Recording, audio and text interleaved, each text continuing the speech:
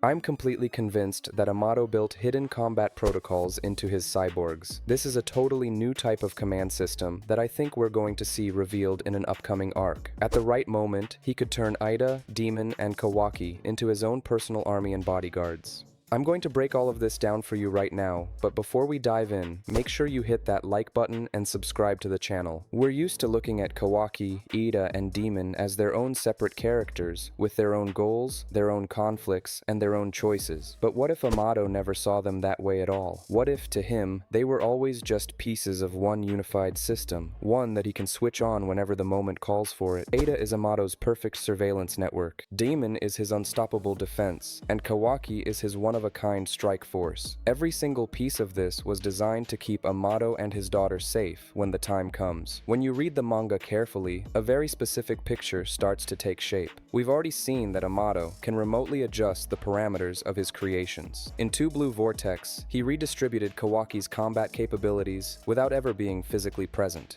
That feature alone already answers the big question. This scientist has maintained technical access to his creations years after building them, but that immediately raises another question. If he can change their parameters, just how far does that control actually go? We know Amado built switches for situations where a creation gets out of line. That kind of tool is great in a crisis, but it's not a strategy, it's just a safety net. And I know Amado thinks on a completely different level than that. What I'm saying is that these cyborgs have a hidden combat mode, and that's on a whole different tier. Not an off switch, a redirect switch. After it activates, the cyborg keeps functioning with all of its abilities fully intact, but the direction of those abilities changes completely. Think about it this way. Imagine Kawaki could only be shut down, but Eida and Daemon could actually be redirected into attack mode. With Kawaki, everything would just stop the moment he went down, but with Daemon under Amado's control, that's where things would just be getting started. It wouldn't make sense any other way, and that's exactly why I'm convinced that at a certain point, they're all just gonna fall in line behind Amado and his daughter. Honestly, I can't imagine the guy who created beings like Eida and Daemon settling for a simple emergency stop. Eida and Daemon got their abilities through Shibai's cells. These are creatures with the kind of power that could wipe out entire nations. Put yourself in Amado's shoes for a second. Would you just cross your fingers and hope they stay in a good mood? Why take that risk at all when you can just control everything from the start? We've watched him regulate their stats and parameters. Regulating their behavior is simply the next level up, and most likely, these commands are going to reveal themselves at exactly the moment we least expect it in a new arc, when the stakes are pushed to their absolute limit. In the manga, Eida directly tells us that Amado modified his own eyes using scientific technology. On the surface, it seems like a throwaway line, just something to keep the conversation going. Think about the aftermath of the omnipotence technique. Practically the entire world accepted a false reality as the truth. Even people who knew the truth started second-guessing their own memories. But Amado kept treating Kawaki like nothing had changed at all. What if his eyes are registering technical signatures that are embedded in his creation's bodies? An omnipotence simply can't overwrite the objective data of a scanning system. That would explain exactly why Amado did what he did.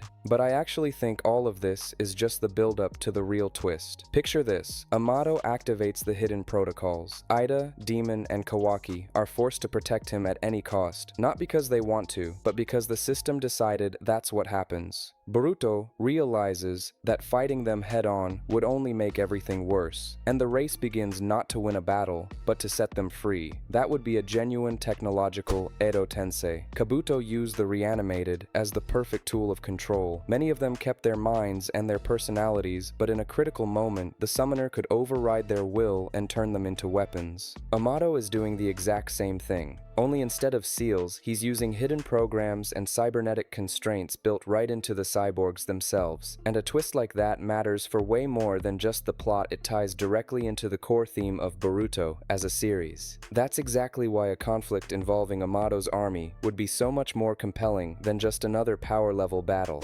Boruto won't just be facing an enemy, he'll be facing people he needs to save and stop at the same time. And that's an entirely different kind of challenge, because defeating an opponent is a whole whole lot easier than setting them free without hurting them. While the village scrambles, the Shinju keep evolving, and Boruto keeps shifting the balance of power, our scientist stays remarkably calm. That's not indifference. That's the behavior of someone who already has a backup plan locked and loaded. And as I've noticed, Ikamoto rarely introduces an important mechanic just to use it once. If a function exists in the story, it almost always comes back in a much bigger way down the line. Now, I genuinely want to hear what you think. Drop your thoughts in the comments, and don't forget to subscribe to the channel. Your support is honestly the only thing that keeps me going and motivates me to make videos every single day.